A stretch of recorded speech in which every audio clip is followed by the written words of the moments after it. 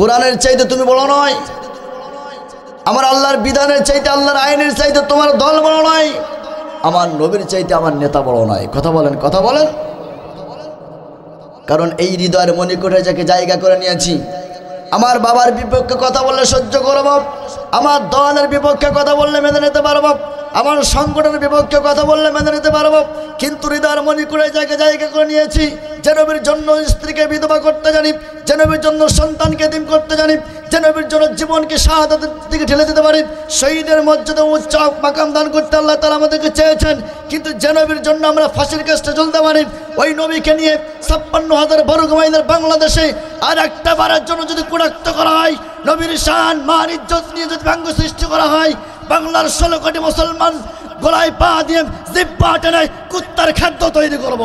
সোনালি সেদিন কবে খুলবে দুয়ার, ব্যথিত মানুষের চোখের পানি, নীরবে নিভৃতে ঝরবে না আর। সোনালি সেদিন কবে খুলবে দুয়ার, সোনালি সেদিন কবে খুলবে দুয়ার, সোনালি সেদিন কবে খুলবে দুয়ার। ব্যথিত মানুষের চোখের পানি, নীরবে নিভৃতে ঝরবে না আর। সোনালি সেদিন কবে খুলবে দুয়ার। ক্ষুধার্ত লোকেরা খাবার পাবে, মজলুম অসহায় বিচার পাবে। ক্ষুধার্ত লোকেরা খাবার পাবে, মজলুম অসহায় বিচার পাবে। বঞ্চিত ঘরহীন পাবে আশ্রয়, বুক থেকে নেমে যাবে কষ্টের ভার। সোনালি সেদিন কবে খুলবে দুয়ার, সোনালি সেদিন কবে খুলবে দুয়ার। ব্যথিত মানুষের চোখের পানি, নীরবে নিভৃতে ঝরবে না আর। সোনালি সেদিন কবে খুলবে দুয়ার, সোনালি সেদিন কবে খুলবে দুয়ার। অতীতের কথা চিন্তা করো। আমরা সবসময় ভালো থাকি, আমরা সবসময় কি থাকি? আরো জোরে বলেন, কি থাকি? ভালো থাকে, কিন্তু খারাপ থাকে তারাই যারা কোরআনের সৈনিকদেরকে অপরাধ সাব্যস্ত করে, অপরাধ সাজিয়ে বিনা অপরাধে বিনা কারণে মাওলানা মতিউর রহমান ইসলামের মতো লোকদেরকে যারা ফাঁসি দিয়েছিল তারাই খারাপ থাকে। জোরে বলেন ঠিক কিনা? যারা আয়নাঘর তৈরি করেছিল তারাই খারাপ থাকে। যারা দিনের ভোর রাতে চুরি করে ক্ষমতার মস্তদে বসেছিল তারাই খারাপ থাকে। যারা আল্লামা সাঈদীকে পরিকল্পিতভাবে মিথ্যা মামলা হামলা দিয়ে হত্যা করেছিল তারাই খারাপ থাকে। কথা বলেন ঠিক কিনা? আমরা সব সময় ভালো থাকি, খারাপ থাকে তারা। সম্মানিত আমার আল্লাহ রাব্বুল আলামিন বলেন, ইন্নাল্লাযীনা ক্বালু রাব্বুনাল্লাহু সুম্মা ইসতাকামু তাতানাজ্জালু আলাইহিমুল মালায়েকা আল্লা তাখাফু ওয়া লা তাহজানু ওয়া আবশিরু বিল জান্নাতিল্লাতী কুনতুম তুআদুন। জোরে বলুন আল্লাহু আকবার। আল্লাহ রাব্বুল আলামিন বলেন, ইন্নাল্লাযীনা ক্বালু রাব্বুনাল্লাহ, যারা এই কথা স্বীকার করেছে আমাদের রবকে। আরো জোরে বলেন, যারা বলে আমাদের রব আল্লাহ। এই কথা বলে শুধু শেষ করবে না, সুম্মা ইসতাকামু, এই কথার উপরে ইস্তেকামাত থাকবে। এখন এই কথার উপরে ইস্তেকামাত থাকতে গেলে আপনাকে আমাকে অনেক অনেক বিপদ আপদ মুসিবত আসতে পারে, জুলুম অত্যাচার আসতে পারে। অতীতের দিকে তাকিয়ে দেখেন, আল্লাহ রাব্বুল আলামিন যুগে যুগে কালে কালে যত নবী রাসূল দুনিয়াতে পাঠিয়েছে প্রত্যেক নবীদের কাজ ছিল আল্লাহকে রব বলে মেনে নেওয়া আর আল্লাহর দাওয়াতি কাজকে আল্লাহর জমিনে প্রচার করা। আল্লাহর পথে যারা বাধা দিয়েছে, আল্লাহর দ্বীন কায়েমের পথে যারা বাধা দিয়েছে, সে 70 বছর হায়াত পাক আর 100 বছর হায়াত পাক, নামাজ যত পড়ুক, হজ যত করুক, কোরবানি যত আদায় করুক না কেন, রোজা যত আদায় করুক না কেন, যত ইবাদত করুক না কেন, আল্লাহ রাব্বুল আলামিন বলেন ইন্নাল্লাযিনা ক্বালু রাব্বুনাল্লাহ, যারা আমি আল্লাহকে রব বলে মেনে নিয়েছে আর আল্লাহর দ্বীন আল্লাহর জমিনে বাস্তবায়ন করার জন্য যারা সংগ্রাম করেছে, ওই পথে যারা বাধা দেবে রব্বুল আলামিন তাদের ব্যাপারে কঠিন সাব্যস্ত দিয়েছেন।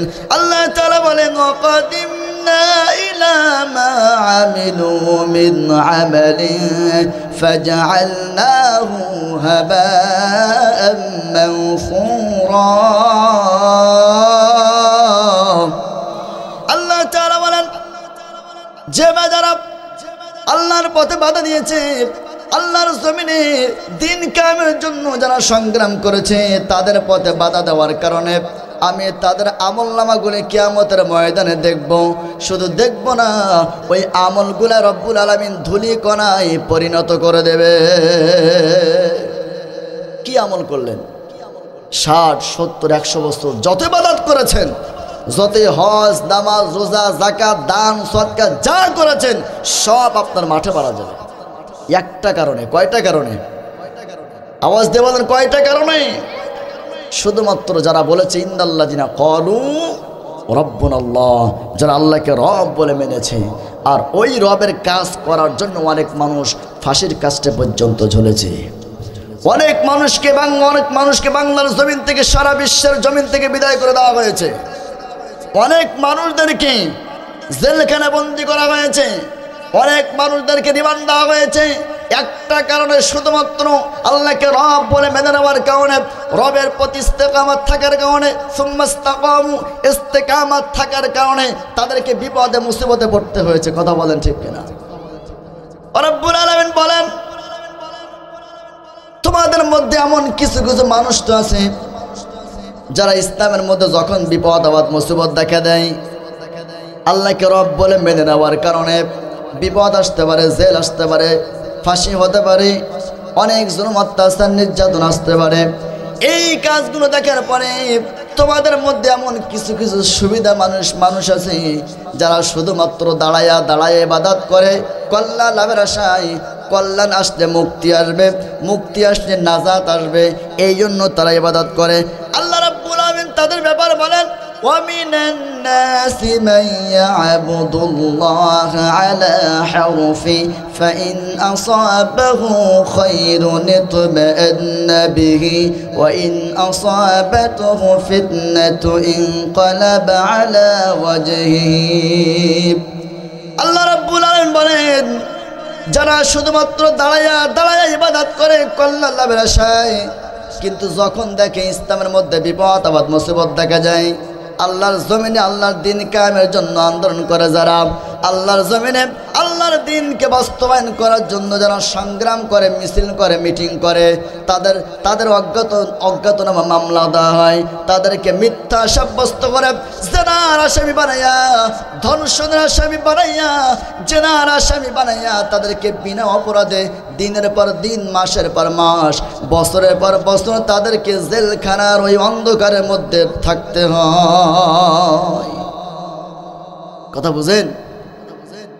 এমন মানুষ আছে শুধুমাত্র ইবাদত করে, দাঁড়ায় একাধারে ইবাদত করে, কিন্তু যখন দেখে ওই একজনকে ধরতেছে, ওই একজনকে কারাগারে ঢুকাচ্ছে, একজনকে ফাঁসি দিচ্ছে, একজনকে রিমান্ড দিচ্ছে, তখন আস্তে করে পিছু টানবার আসে না নাই?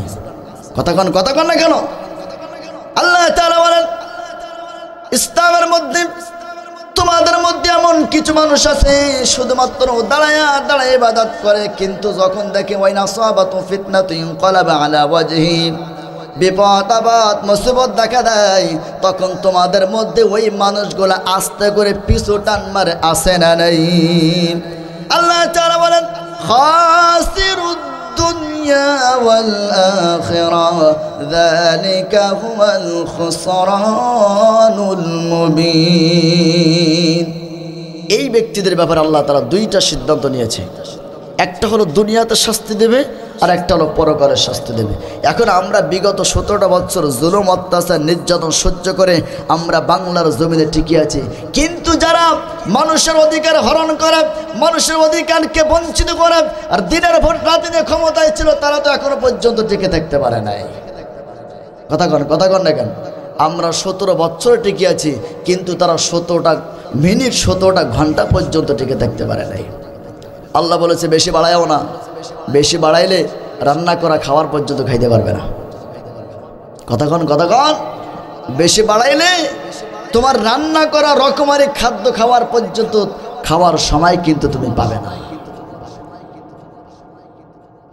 এজন্য আল্লাহ তাআলা বলেন খাসিরুদ দুনিয়া ওয়াল আখিরা যালিকা হুয়াল খুসরানুল মুবিন। যারা শুধুমাত্র ইবাদত করে কল্যাণ লাভের আশায়, কল্যাণ আসতে মুক্তি আসবে, নাজাত আসবে, শান্তি আসবে, এজন্য তারা ইবাদত করে। আল্লাহ রাব্বুল আলামিন তাদের ব্যাপারে দুইটা শাস্তির ব্যবস্থা করেছেন। আল্লাহ তাআলা তাদেরকে দুনিয়াতে অপমান অপদস্থ করবে, আর কিয়ামতের ময়দানে ও রাব্বুল আলামিন তাদেরকে ক্ষতির মধ্যে ফেলে দেবে। আবার এই মানুষগুলো বলে কোরআনের এত নিয়ম নীতি মানা যায় না। কি করবেন? সুবহানাল্লাহ বলবেন, নাউজুবিল্লাহ বলবেন? বলে কোরআনের এত নিয়ম নীতি মানা যায়। আল্লাহ তাআলা তাদের ব্যাপারে বলে আফাতুমিনুনা বিবাদিল কিতাবি ওয়া তাকফুরুনা বিবাদ। তোমরা যদি কিতাবের কিছু অংশ মানবে আর কিছু অংশ মানবে না, তার মানে হলো আমি যে রাজনীতি করি ওই রাজনীতির সাথে কোরআনের কোনো সম্পর্ক নাই। আমি যে অর্থনীতি করি ওই অর্থনীতির সাথে কোরআনের কোনো মিল নাই। আমি যে যুদ্ধ নীতি করি ওই যুদ্ধ নীতির সাথে কোরআনের সাথে কোনো মিল নাই। আমার বিবি বেপর্দায় চলে, কোরআনের সাথে কোনো মিল নাই। তার মানে হলো আপনার আমার মতের সাথে যখন মেলে তখন কোরআন মানি, আর আপনার আমার মতের সাথে যখন কোরআন মেলে না তখন কোরআন মানি না। আছে না নাই? কথা কয় রাখেন।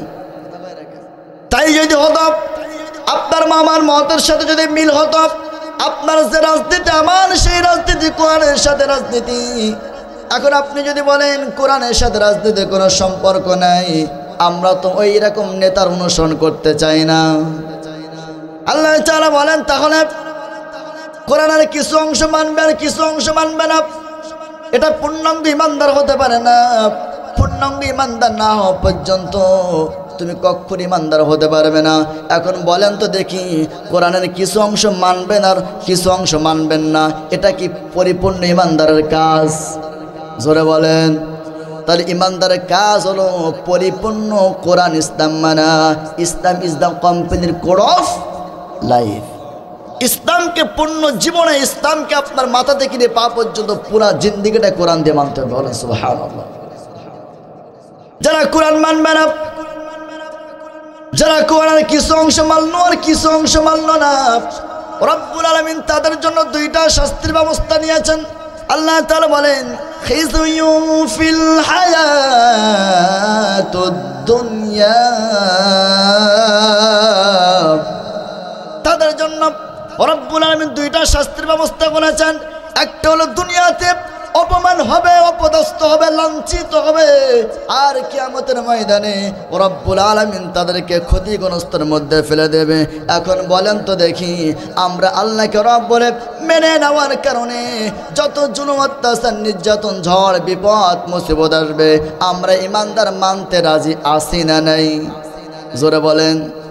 শত বিপদ, শত মুসিবত দিয়ে আমরা আল্লাহর জমিনে আল্লাহর দিন কায়েমের জন্য আল্লাহর জমিনে আল্লাহকে রব বলে মেনে নেওয়ার কারণে আল্লাহ রাব্বুল আলামিন বলেন তোমরা যারা আমাকে রব বলে মেনে নিয়েছো তারা হলো একটা দল, আর তোমরা যারা আমাকে আল্লাহকে রব বলে মেনে নাও নাই, আমার দ্বীনের পথে আল্লাহর জমিনে দিন কায়েমের সংগ্রাম যারা করেছে তাদের পথে বাধা দিয়েছো, তারা হলো একটা দল। তাহলে এই পৃথিবীতে আমরা দল পাইলাম দুইটা। জোরে বলেন কয়টা? আরো জোরে বলেন। দুইটা। একটা দল যারা আল্লাহকে রব বলে মেনে নিয়েছে, তারা চায় আল্লাহর জমিনে কোরআন দিয়ে রাষ্ট্র চলুক। কথা কন। আর তারা চায় আল্লাহর জমিনে কোরআন দিয়ে সংসদ চলবে, সচিবালয় চলবে, রাজনীতি করবো, অর্থনীতি, সমাজনীতি, যুদ্ধনীতি, বন্দিনীতি, সব নীতি হবে কোরআন দিয়ে। এটা হলো আল্লাহওয়ালাদের কাজ। এটা হলো আল্লাহওয়ালাদের কাজ। যারা আল্লাহকে রব বলে মেনে নিয়েছে তারা হলো একটা দল। এই দলকে বলা হয় হিজবুল্লাহ। কি বলে? হিজবুল্লাহ কি বলে? হিজবুল্লাহ মানে আল্লাহর দল। আর যারা আল্লাহকে রব বলে মেনে নিয়েছে, রব বলে মেনে নেওয়ার কারণে আল্লাহর হয়ে আল্লাহর জমিনে আল্লাহর দিন কায়েমের জন্য যারা সংগ্রাম করে, তাদের পথে মামলা হামলা রিমান্ড দিয়ে এই জমিন থেকে বিদায় করে দিতে চায়, তারা হলো আরেকটা দল, তারা হলো তাগুত, শয়তানের দল। কিসের দল? আরো জোরে বলেন কিসের দল? সম্মানিত ভাইরা আমার, একদল তাওহীদের পক্ষে, একদল তাওহীদের বিপক্ষে, একদল মূসার পক্ষে, একদল মূসার বিপক্ষে, একদল ইব্রাহিমের পক্ষে, একদল ইব্রাহিমের বিপক্ষে, একদল নবী মুহাম্মদের পক্ষে, একদল আবু জাহেলের পক্ষে, একদল কোরআনের পক্ষে, একদল কোরআনের বিপক্ষে। আমরা কোন দলে থাকতে চাই? হকের দলে থাকতে চাই। এজন্য বলতে হবে এই পথ ইসলামের পথ, ফুল বিছানা পথ নয়, কাটা বিছানা পথ। এই পথে চললে হাত থাকবে না, পা থাকবে না, চোখ থাকবে না, জীবন থাকবে না। এই পথে চললে আমার স্ত্রী বিধবা হতে পারে, এই পথে চললে আমার সন্তান বিধবা হতে পারে, এই পথে চললে আমার ফাঁসি হতে পারে। তারপরেও আমরা এই পথে চলতে চাই, কারণ আমরা বলেছি ইন্নাল্লাযিনা ক্বালু রাব্বুনা আল্লাহ, আমার জন্ম থেকে মৃত্যু পর্যন্ত আমরা আল্লাহকে রব বলে মেনেছি, রবের ইস্তেকামত আছি। যতক্ষণ পর্যন্ত শরীরে নিঃশ্বাস থাকবে, যতক্ষণ পর্যন্ত আমার শ্বাস প্রশ্বাস থাকবে, যতক্ষণ পর্যন্ত আমার শরীরে এক ফোঁটা রক্ত থাকবে, ততক্ষণ পর্যন্ত ইসলাম থেকে আমরা বিচ্ছিন্ন হব না। কথা বলেন ঠিক না? কারণ ইসলাম আছে, ইসলাম ছিল, ইসলাম থাকবেই। ইসলাম ছিল, ইসলাম আছে, ইসলাম থাকবেই। কিন্তু ইসলামের সাথে যারা পাঙ্গা নিচ্ছ তারা টিকে থাকতে পারবে না। কথাগণ কথাগণ আল্লাহ তাআলা বলেন ওয়াদাল্লাহুল্লাযীনা আমানু মিনকুম ওয়া আমিলুস সালিহাতি লায়াস্তাখলিফান্নাহুম ফিল আরদি। রব্বুল আলামিন বলেন, যারা আমি আল্লাহকে রব বলে মেনে নিয়েছে, আল্লাহকে রব বলে মানানো কেমন? জীবনের 6 জায়গায় যদি আমরা আল্লাহকে রব বলে মানতে পারি, তাহলে রব্বুল আলামিন বলেন ওয়াদাল্লাহুল্লাযীনা আমানু মিনকুম ওয়া আমিলুস সালিহাতি লায়াস্তাখলিফান্নাহুম ফিল আরদি। রব্বুল আলামিন তাদেরকে এই পৃথিবীতে রাজত্ব দান করবেন। তাহলে আমরা আল্লাহকে রব বলে মেনে নিয়েছি, জীবনের কয় জায়গায় আল্লাহকে রব বলে মানতে হবে? জোরে বলেন কয় জায়গায়? আরো জোরে বলেন। জীবনে যদি আমরা আল্লাহকে রব বলে মানতে পারি, জীবনের 6 জায়গায়, জীবনের 6 জায়গায় যদি আমরা আল্লাহকে রব বলে মানতে পারি, তাহলে আল্লাহ রাব্বুল আলামিন বলেন আমি তোমাদেরকে এই জমিনে রাজত্ব দান করব, তোমাদেরকে ফিল আরদি, তোমাদেরকে এই জমিনে আমি ক্ষমতা দান করব। আর ইমানদার মুমিন মুত্তাকি বান্দা যখন ক্ষমতার মস্তদে যায়, সংসদে যায়, সংসদে যাওয়ার পরে বাবার আদর্শ দিয়ে সমাজ চলবে না, বাবার আদর্শ দিয়ে সংসদ চলবে না, বাবার আদর্শ দিয়ে আল্লাহর জমিন চলবে না, স্বামীর আদর্শ দিয়ে আল্লাহর জমিন চলবে না, কোন ব্যক্তির আদর্শ দিয়ে আল্লাহর জমিন চলবে না, কোন নেতার আদর্শ দিয়ে আল্লাহর জমিন চলবে না। জমিন চলবে কার হুকুমে? আল্লাহর হুকুমে জমিন চলবে। এখন আল্লাহ যে বিধান দিয়েছেন, এই বিধান তো আমরা অনেকেই রাষ্ট্রে নিতে চাই, অনেকে নিতে চাই না। তাহলে কেমন হয়ে গেল? কেমন হয়ে গেল? যারা আল্লাহর জমিনে দিন কায়েমের জন্য সংগ্রাম করতেছে, যারা আল্লাহর জমিনের সংসদে এই কোরআনটা নিয়ে যাওয়ার জন্য যারা সংগ্রাম করতেছে, তাদের পথে যারা বাধা দিয়েছে তারা 2-1টা দল হয়ে গেছে। আর যারা আল্লাহর জমিনে দিন কায়েমের জন্য সংগ্রাম করে তারা একটা দল হয়ে গেছে। 2টা দলের মধ্যে মারামারি আছে না নাই? জোরে কোন, জোরে কোন। একটা হলো হিজবুল্লাহ আল্লাহর দল, আর একটা হলো তাগুত শয়তানের তৈরি করা দল। আমরা শয়তানের তৈরি করা তন্ত্র মন্ত্র দলে থাকতে চাই না, আমরা সেই দলে থাকতে চাই যে দলে থাকলে আমরা আল্লাহ খুশি হয়, রাজি হয়। আমরা সেই দলে থাকতে চাই যে দলে চললে আমার রাসূল খুশি হয়। সেই দল বাদে অন্য কোনো দলে আমরা থাকতে চাই না। যুগে যুগে, কালে কালে রব্বুল আলামিন তার কিতাবটা, তার আইনটা আল্লাহর জমিনে বাস্তবায়ন করার জন্য নবী রাসূল পাঠিয়েছে। দুঃখজনক হলেও সত্য, দুঃখজনক হলেও সত্য, সারা পৃথিবীর রামপন্থী বামপন্থী রাষ্ট্র ক্ষমতা ষড়যন্ত্র চালাচ্ছে আল্লাহর কোরআনকে এই বিশ্বের জমিন থেকে কিভাবে নিভিয়ে দেওয়া যায়, এই ষড়যন্ত্র চলতেছে। কিন্তু দুঃখজনক হলো সত্য, আপনি তাকিয়ে দেখেন খ্রিস্টানদের নিয়ে কোনো ষড়যন্ত্র নাই, বৌদ্ধদের নিয়ে কোনো ষড়যন্ত্র নাই, ইহুদিদের নিয়ে কোনো ষড়যন্ত্র নাই, হিন্দুদের নিয়ে কোনো ষড়যন্ত্র নাই। ষড়যন্ত্র তাদের নিয়ে, ষড়যন্ত্র কোরআন নিয়ে এবং কোরআনওয়ালাদের নিয়ে ষড়যন্ত্র চলতেছে। কই, তাদের তো কোনো ষড়যন্ত্র নাই। আমরা বলি এই ষড়যন্ত্র করে কোনো লাভ নেই, কারণ যিনি আমাদেরকে সাহায্য করবেন তিনি কে? আরো জোরে বলেন, তিনি কে? পৃথিবীর সব মানুষ যদি বিপক্ষে যায় আর আপনি আমি যদি সুম্মাস্তাকামু, আমরা ওই দ্বীনের পথে, আল্লাহর পথে যদি আমরা ইস্তেকামাত থাকতে পারি, দৃঢ়তার সাথে টিকে থাকতে পারি, আল্লাহ তাআলা আমাদেরকে বিজয় দান করবেন।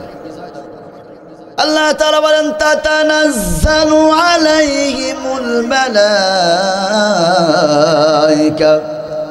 আমি আল্লাহ রাব্বুল আলামিন যেভাবে বদরের ময়দানে তোমাদেরকে সাহায্য করেছিলাম, আসমান থেকে কাতারে কাতারে ফেরেশতা দিয়ে রব্বুল আলামিন যেভাবে আমাদেরকে সাহায্য করেছিলেন, ওই আল্লাহ আছে না নাই?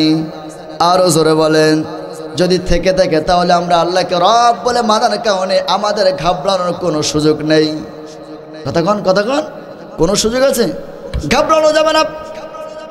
কারণ আমার বন্ধুগণ, ইব্রাহিম আলাইহিস সালামকে যখন আগুনে নিক্ষেপ করা হয়েছিল, ইব্রাহিম আলাইহিস সালাম কোনো ব্যক্তির পূজা করেন নাই, কোনো নেতার পূজা করেন নাই, কোনো দলের পূজা করেন নাই। ইব্রাহিম আলাইহিস সালাম শুধু আল্লাহকে রব বলে মেনেছিল, রবের প্রচার করতেছিল, রবের দাওয়াত সমগ্র জমিনে ছড়িয়ে দেওয়ার জন্য আন্দোলন করতেছিল। নমরুদ সহ্য করলো না, নমরুদ তাকে আগুনের মধ্যে নিক্ষেপ করলো। হযরত জিবরাইল আলাইহিস সালাম এসে বললেন, ওগো আল্লাহর খলিল, আপনি আমার কাছে সাহায্য চান, আমি আপনাকে সাহায্য দান করব, সাহায্য করব।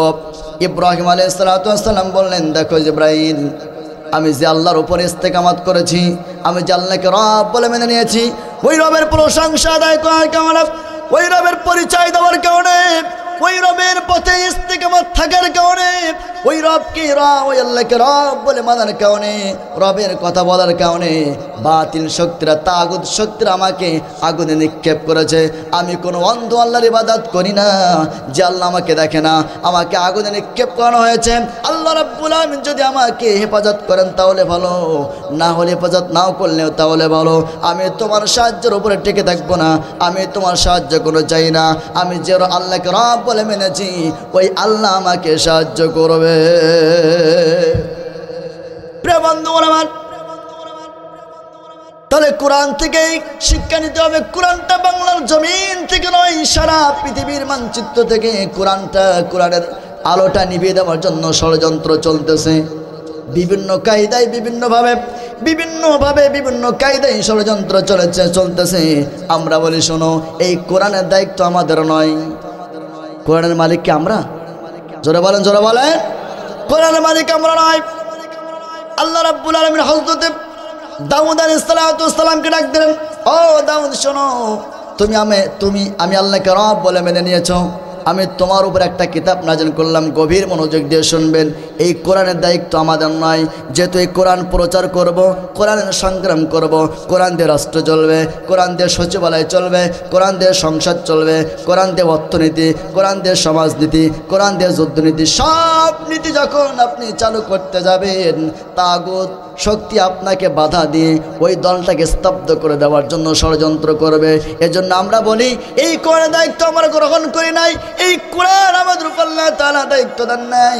আল্লাহ রাব্বুল আলামিন দাউদকে ডাক দিয়ে বলেন, দাউদ, আমি তোমার উপরে যে কিতাবটা নাজিল করলাম, ওই কিতাবটা দাউদ তোমার উপরে নাজিল করলাম, তোমার দেখে রাখার দায়িত্ব। সুতরাং ওই কিতাবটা হেফাজত করবে তুমি, ওই কিতাবটা রক্ষণাবেক্ষণ করার দায়িত্ব তোমার। আল্লাহ রাব্বুল আলামিন মূসাকে ডাক দিয়ে বললেন, মূসা রে, শোনো, আমি তোমার উপরে একখানা কিতাব নাজিল করলাম, ওই কিতাবটা রক্ষণাবেক্ষণ করার দায়িত্ব তোমার। ওই কিতাবটা কিভাবে রক্ষা করবে সেটার দায়িত্ব তোমার। আল্লাহ রাব্বুল আলামিন হযরত ঈসা আলাইহিস সালামকে ডাক দিয়ে বললেন, ঈসা রে, শোনো, আমি তোমার উপরে একখানা কিতাব নাজিল করলাম, ওই কিতাবটা দেখার জন্য, ওই কিতাবটা রক্ষণাবেক্ষণ করার জন্য দায়িত্ব তোমার উপরে দিলাম। সুতরাং বলেন তো দেখি, দাউদ আলাইহিস সালাম দুনিয়ার থেকে চলে গেছে, দাউদ আলাইহিস সালামের কিতাবটা আছে? জোরে কোন লাগেন, আছে? মূসা আলাইহিস সালাম দুনিয়ার থেকে বিদায় নিয়ে চলে গেছে, মূসার উপরে যে কিতাবটা নাজিল হয়েছিল সেই কিতাবটা আছে। ঈসা আলাইহিস সালামের উপরে যে কিতাবটা নাজিল হয়েছিল, ঈসা আলাইহিস সালাম দুনিয়ার থেকে বিদায় নিয়ে চলে গেছে। ঈসার উপরে যে কিতাবটা নাজিল হলো, এই কিতাবটা কি এখনো আছে? কিন্তু কিন্তু বিশ্বাস করেন, শুনে নেন, জেনে নেন মুসলমানরা, আল্লাহ রাব্বুল আলামিন এখান থেকে 1400 বছর পূর্বে যে কিতাবটা বিশ্ব নবীর উপরে নাজিল করেছে, নবীও নাই কিতাব আছে, কথা কয় না, নবী নাই কিতাব আছে, কিতাব আছে নবী নাই। বুঝলেন কি? দাউদ আলাইহিস সালাম থাকলেই তো কিতাব সংরক্ষণ করবে, মূসা আলাইহিস সালাম থাকলেই তো মূসার পরে যে কিতাব নাজিল হয়েছিল কিতাবটা সংরক্ষণ করবে। ঈসা আলাইহিস সালামের উপরে যে কিতাব নাজিল হয়েছিল, ঈসা আলাইহিস সালাম থাকলেই তো কিতাবটা সংরক্ষণ করবে। কিন্তু নবী তো নাই, সংরক্ষণ করছেন কে? আর জোরে বলেন না কেন? এজন্য বলি এই কিতাবের দায়িত্ব আমাদের নয়। এই কিতাবের একটা নোক্তা, একটা জের জবর পেশ তোমরা পৃথিবীর সব মানুষ মেরে চেষ্টা করলেও একটা জের জবর আয়াত পর্যন্ত তোমরা বিক্ষিপ্তভাবে তোমরা তুলে দিতে পারবে না। ইদানিং দেখেছিলাম 17 বছর যারা ছিল তারা বলেছিল কোরআন দিয়ে রাষ্ট্র চলতে পারে না, কোরআন নাকি সংবিধান মানা যাবে না। টাকলা মুরাদ বলেছিল না? টাকলা মুরাদ বলেছিল কিনা যে কোরআন সংবিধান মানতে পারবো না। কিন্তু আবার নতুন করে ওদের উত্তরসূরি যারা, তারা আবার নতুন নতুন সুর করতেছে কোরআন রাজনীতির সাথে কোনো সম্পর্ক নাই। মানে কি জানেন? চোরে চোরে হালি, এক চোরে বিয়ে করে অন্য চোরের শালি, চোরে চোরে হালি। এখন এমন একটা সিচুয়েশন হয়ে গেছে, চোরের হাত থেকে ডাকাতের হাতে তুলে দিচ্ছে। বুঝেন কিছু? বুঝেন? চোরের হাত থেকে ডাকাতের হাতে তুলে দিচ্ছে। আগে যে পরিমাণ চাঁদাবাজি, টেন্ডারবাজি, জেনা, ধর্ষণ হতো না, এখন এই 5 তারিখের পরে আরো বেশি হয়ে গেছে। কথা বলেন, কথা বলেন। বিশ্বাস করেন, কোরআন যদি পার্লামেন্টে থাকে, কোরআন যদি সংসদে থাকে, তাহলে আপনার বিচারকের জন্য বিচারকের কাঠ গড়ায়, বিচারকের জন্য বিচার করার জন্য চেয়ারে বসে থাকা লাগবে। সম্মানিত ভাইরা আমার, কোরআন দিয়ে রাষ্ট্র চলবে। আল্লাহ নবীজি মুহাম্মদ রাসূলুল্লাহ সাল্লাল্লাহু আলাইহি ওয়াসাল্লাম তার দাওয়াতি মিশন ছিল মক্কার মধ্যে। 13 বছর বিশ্বব্যাপী কালিমার দাওয়াত দিয়েছিলেন।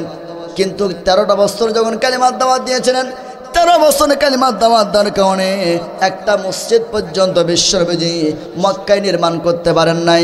তার কারণ হলো ওই মক্কার মধ্যে যারা ক্ষমতার মস্তদ ছিল, মক্কার মধ্যে যারা ক্ষমতার চার পেয়েছিল, আবু জেল, উতবা, শাইবা, মুগরা নেতৃত্ব, বড় বড় কাফের বেঈমানরা ক্ষমতার মস্তদে বসেছিল। কিন্তু আবু জেহেল যতবার ক্ষমতায় গিয়েছিল, একটা বারের জন্য বৈধভাবে জনগণের ভোট নিয়ে ক্ষমতায় যাইতে পারে না। ততবার ক্ষমতায় গিয়েছিল, ততবার জনগণের অধিকার নিয়ে যাইতে পারে নাই, চুরি করেছিল। এখন ওই চোরের উত্তরসূরি বাংলার জমিনে আসে না নাই? জোরে বলেন, জোরে বলেন, জোরে বলেন, বাংলার জমিনে আসে না নাই? আমরা ওই চোরদেরকে আর দ্বিতীয়বার সুযোগ দেব না। কথা বলেন, কথা বলেন। একটা ছোট্ট ঘটনা বলি।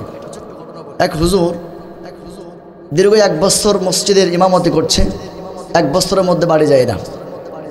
এখন যখন বাড়ি না যায়, তখন 1 বছর মাথায় একটু জিকির করে, লা ইলাহা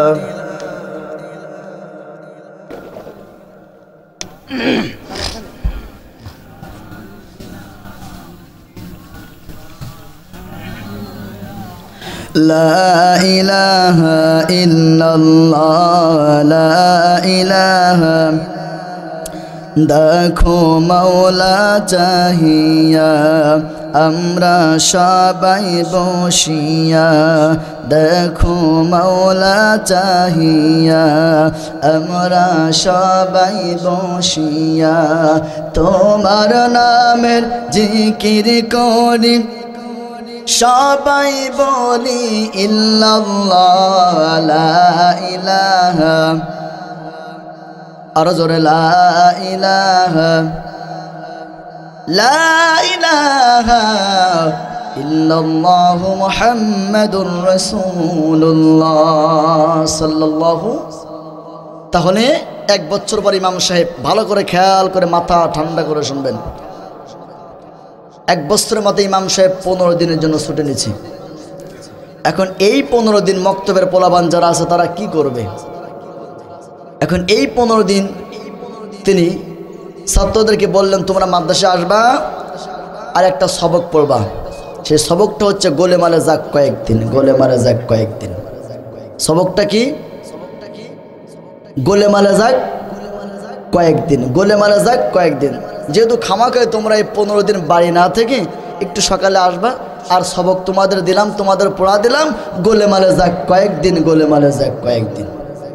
সমানে ছাত্ররা মক্তবে যায়, মাদ্রাসা যায়, আর গিয়ে সবাই একই সবক পড়ে, গোলেমালে যাক কয়েকদিন, গোলেমালে যাক কয়েকদিন।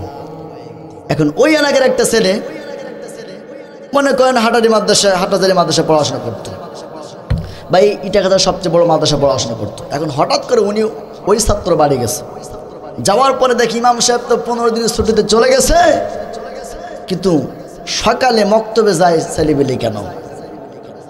যাক ভালো কথা, কিন্তু তারা পড়ে কি? এখন মক্তবে গিয়ে দেখে সবাই পড়তেছে গোলে মালে যাক কয়েকদিন, গোলে মালে যাক কয়েকদিন। এখন এই মাদ্রাসার ভিতরে ঢুকে বলছে, এই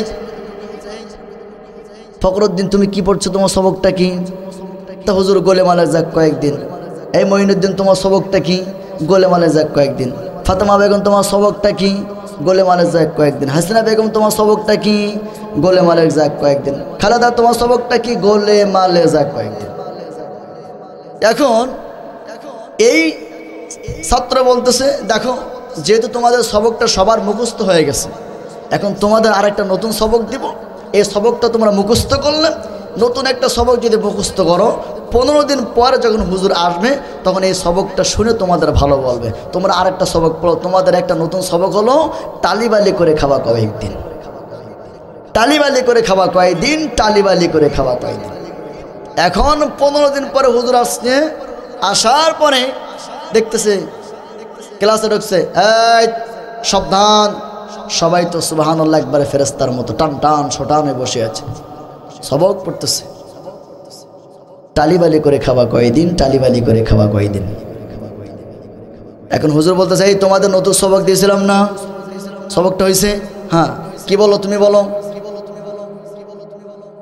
গোলেমালে যাক কয়েকদিন, গোলেমালে যাক কয়েকদিন। এখন তাহলে ওই পিছন দিক থেকে একটা বলতেছে, এই হুজুর বলতেছে তুমি উঠে দাঁড়ায় বলো তো তোমার সবকটা কি? তখন ও হঠাৎ করে বলতেছে টালিবালি করে খাওয়া কয়দিন, টালিবালি করে খাওয়া কয়দিন। এখন হুজুর বলতেছে, আমি তো তোমাকে এই সবকটা দেই নাই, এই সবক কই পেইলে? তো বলো, হুজুর আপনি যে সবকটা দিছেন গোলেমালে যাক কয়েকদিন, ওটা তো আমাদের মুখস্থ হয়ে গেছে, এই জন্য আমরা নতুন একটা সবক পড়ছি, টালিবালি করে খাওয়া কয়দিন। আমাদের প্রশ্ন হলো, যারা ইতিপূর্বে গোলেমালে যাক কয়েকদিন করে খেয়েছ, আমাদের প্রশ্ন হলো গোলেমালে যাক কয়েকদিন সময় দিন শেষ হয়েছে, আমাদের প্রশ্ন হলো টালিবালি করে খাওয়া কয়দিন। টালিবালি করে খাওয়ার সুযোগ আর নাই, মানুষের চোখ কান সব ফুটে গেছে। কথা কন, কথা কন, কথা কন। 10 বছর হয়েছে ভোটার হয়েছে, একবারের জন্য ভোট দিতে পারে নাই। দাদা মারা গেছে 2 বছর হয়েছে, দাদাই এসে কখন যেন সকালে ফজরের আগে ভোট দিয়ে চলে গেছে। দাদি ভোট দিতে যায়, কি রে তুমি ভোট দিছো, ভোট দিতে আসছো, দাদা তো তোমার আগে তোমার ভোটটা দিয়ে চলে গেছে। বলছে, বাবা তোমার দাদা তো 2 বছর আগে মারা গেছে, তোমার দাদা কখন আসলো, আমার সংবাদটা দিলা না কেন?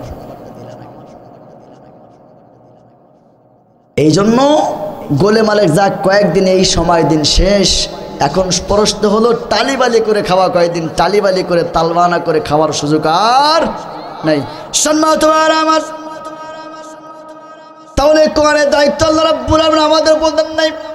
আল্লাহ তাআলা বলেন, ইন্না নাহনু নাযালনা যিকরা ওয়া ইন্না লাহু লাহাফিযুন। জোরে বলুন আল্লাহু আকবার। আল্লাহ তাআলা বলেন, এই কিতাবের দায়িত্ব পৃথিবীর কোন মানুষের কাছে দেই নাই। ইন্নাল্লাযিনা ক্বালু রাব্বুনাল্লাহ, যারা আমি আল্লাহকে রব বলে স্বীকার করেছে, সুম্মাস্তাকামু, তার কথার উপর ইস্তেকামত আছে, তাতানাজ্জালু আলাইহিমুল মালায়েকা, আমি আল্লাহ রাব্বুল আলামিন তাদেরকে ফেরেশতা দিয়ে কাতারে কাতারে ফেরেশতা দিয়ে তাদেরকে সাহায্য করেছিলাম।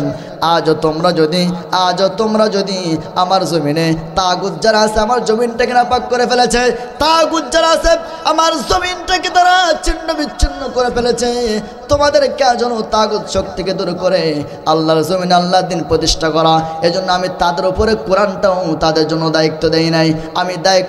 আমি আল্লাহ রাব্বুল আলামিন স্বয়ং এই কোরআনটা নিজেই দায়িত্ব গ্রহণ করেছি। তবে শুনে রাখেন, যদি কেউ কোরআনের বিপক্ষে অবস্থান নাই, আল্লাহ তাআলা বলেন মান আরাদা আন যিকরিহি ফাইন্না লাহু মাঈশাতান দানকান ওয়া নাহশুরুহু ইয়াওমাল কিয়ামাতি আ'মা। যদি কেউ কোরআন থেকে মুখ ফিরে নেয়, যদি কোরআন কেউ না মানে, কোরআন থেকে যারা মুখ ফিরে নেবে, আমি আল্লাহ রাব্বুল আলামিন তাদের জন্য দুইটা শাস্তির ব্যবস্থা করেছি। একটা হলো দুনিয়াতে অপমান অপদস্থ হবে, আর পরকালে তাদেরকেও ক্ষতিগ্রস্তের মধ্যে ফেলে দেওয়া হবে। এই আয়াতটা রব্বুল আমিন কোরআনুল কারীমের মধ্যে অনেক জায়গায় বর্ণনা করেছেন। আমার বন্ধুগণ, রবের পরিচয় দেওয়ার জন্য আল্লাহ রব্বুল আমিন হযরত মূসা আলাইহিস সালাতু ওয়াস সালামকে দুনিয়াতে পাঠিয়েছেন। মূসা আলাইহিস সালাতু ওয়াস সালামকে দুনিয়াতে পাঠার পরে মূসাকে দেশ থেকে তোমরা বের করে দিয়েছো। আল্লাহ রাব্বুল আলামিন এই রবের পরিচয় দেওয়ার কারণে আল্লাহ তাআলা ইব্রাহিমকে পাঠিয়েছে, ইব্রাহিম যাও, চলে যাও, আমি তোমাকে দুনিয়াতে পাঠালাম। ইব্রাহিম খলিলুল্লাহ, তোমাকে দুনিয়াতে পাঠালাম, তোমার কাজ হলো রবের পরিচয় দেওয়া। আমার বন্ধুগণ, ইব্রাহিম আলাইহিস সালাতু ওয়াস সালামকে আল্লাহ রাব্বুল আলামিন দুনিয়াতে পাঠিয়েছেন এবং তিনি রবের পরিচয় দিয়েছেন, রবের প্রশংসা আদায় করেছেন, রবের প্রচার করেছেন। তাকেও তোমরা জ্বলন্ত আগুনে নিক্ষিপ্ত করেছিলে। আমার বন্ধুগণ, এই কালিমা দাওয়াত দেওয়ার জন্য ঈসা আলাইহিস সালাতু ওয়াস সালামকে দুনিয়াতে পাঠানো হয়েছে। ঈসা আলাইহিস সালাতু ওয়াস সালামকে এই দুনিয়া থেকে তোমরা বিদায় করে আসমানে তুলে দিয়েছো, আমি আল্লাহ রাব্বুল আলামিন থেকে আসমানে উঠিয়ে নিয়েছি। এই কালিমার দাওয়াত দেওয়ার জন্য মুহাম্মদুর রাসূলুল্লাহ সাল্লাল্লাহু আলাইহি সাল্লামকে দুনিয়াতে পাঠানো হয়েছে। তোমরা তাকে 3.5 বছর শিবে আবু তালেবের কারাগারে বন্দী করে রেখেছিলে। এই কালিমার দাওয়াত দেওয়ার জন্য আমি তোমাদের কাছে পাঠালাম জামানার ইমাম আবু হানিফা রাহমাতুল্লাহ আলাইহিকে, তাকেও তোমরা জেলখানায় বন্দী করেছিলে।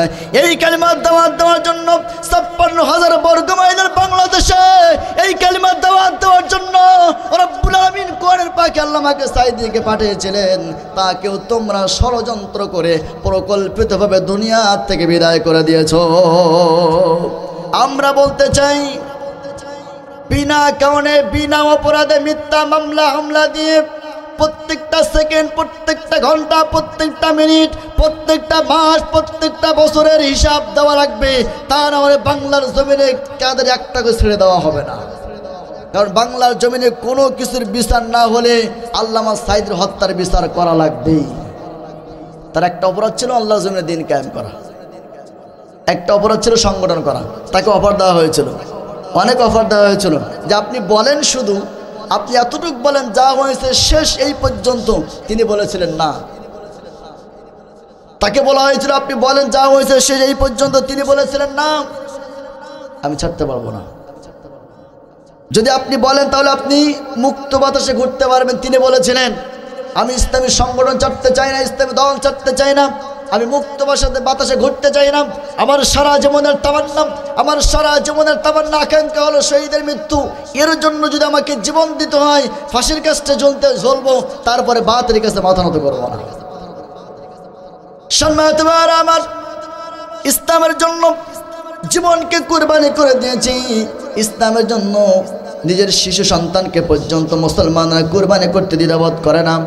আমার বন্ধুগণ, বিশ্বনবী সাল্লাল্লাহু আলাইহি সাল্লাম মসজিদে নববীতে বসে যুদ্ধের জন্য সাহাবীদের নাম লেখাচ্ছেন। ভালো করে খেয়াল করেন,